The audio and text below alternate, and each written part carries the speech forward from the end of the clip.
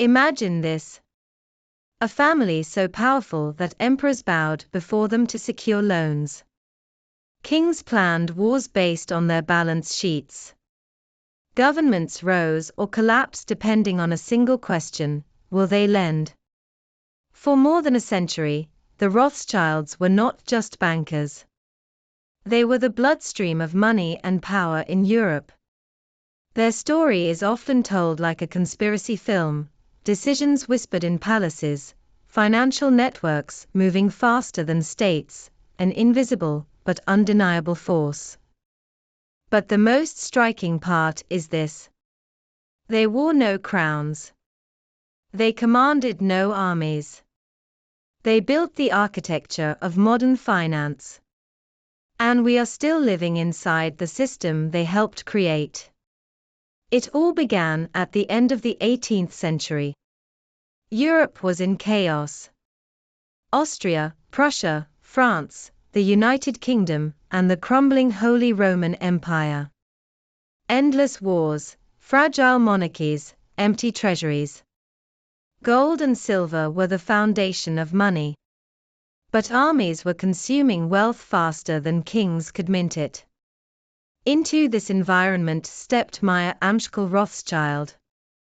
Born in 1744 in Frankfurt, he started in a small shop in the Jewish ghetto trading rare coins. He was not born into power. But he was intelligent. He understood that the real profit in dealing with money was not in selling coins, it was in organizing credit. Over time, he became the financial agent of the Prince of Hesse. That connection was his golden ticket. But his true genius lay elsewhere. 5 sons, 5 capitals. Meyer sent his 5 sons to 5 financial capitals of Europe: Frankfurt, London, Paris, Vienna, Naples. This was not merely a family business. It was an international financial network operating faster than governments. At a time when news traveled for days on horseback, the Rothschild network moved information and money with unmatched speed. If one city fell into war, another remained stable. If one country defaulted, another branch extended credit.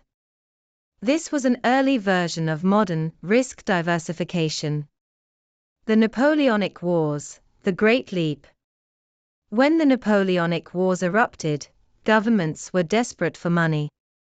Britain, especially, went deep into debt fighting Napoleon. Soldiers' wages, weapons, logistics, royal treasuries were slow and insufficient. The Rothschilds stepped in.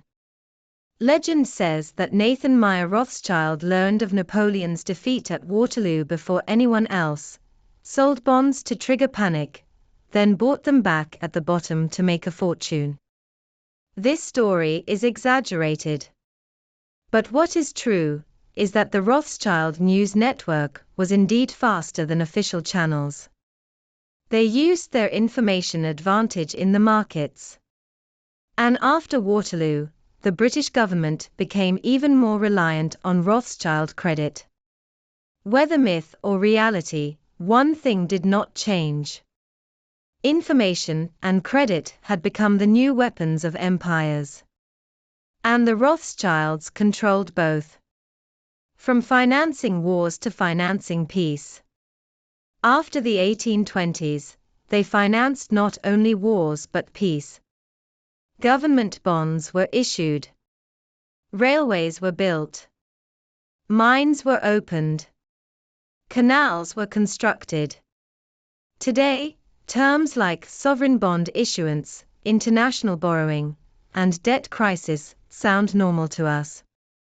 But the foundations of this system were laid in part by the Rothschilds. Their real genius was this: power was not holding gold in a vault.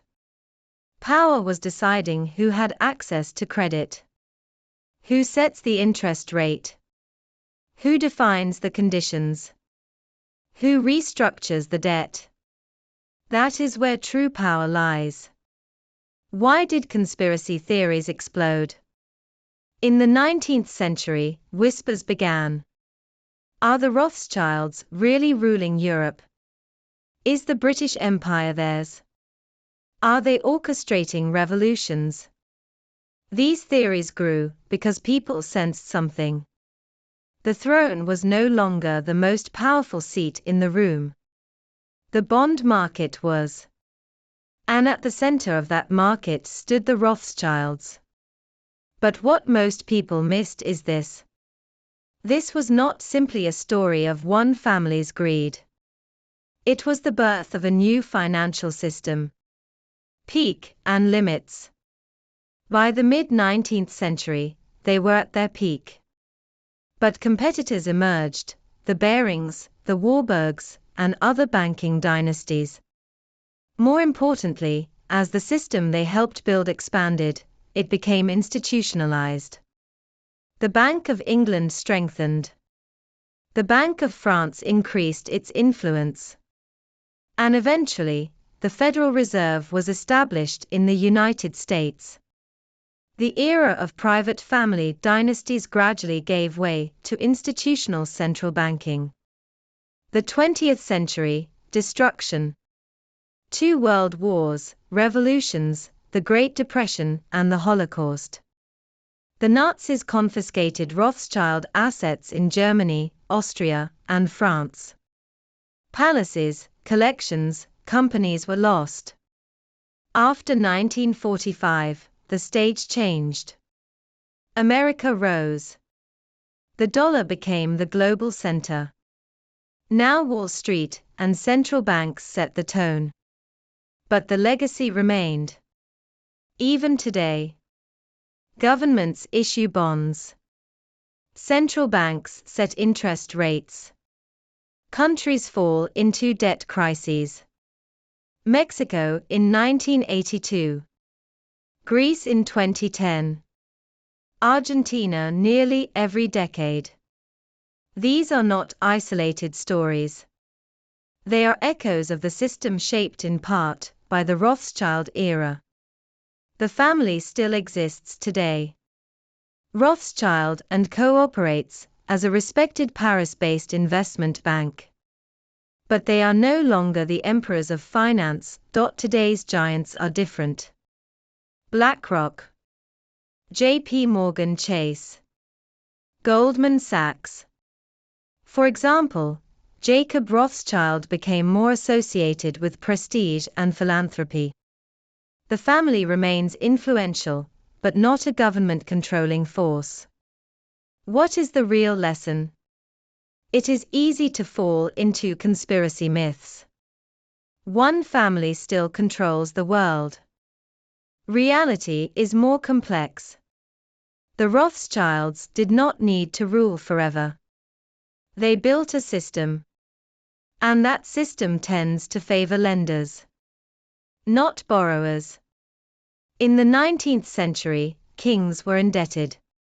In the 20th century, individuals are indebted to credit cards. The mechanics are the same. The dependency is the same. Money is not neutral. It is an instrument of power. It can build railways. It can destroy empires. It can save a state. It can enslave a nation in debt. True wealth is not merely possessing money. It is writing the rules of money. If you do not understand those rules, the system will crush you. If you do, at least you know how the game is played. History does not repeat itself exactly. But it rhymes. And the rhyme of the Rothschilds is still echoing in our ears.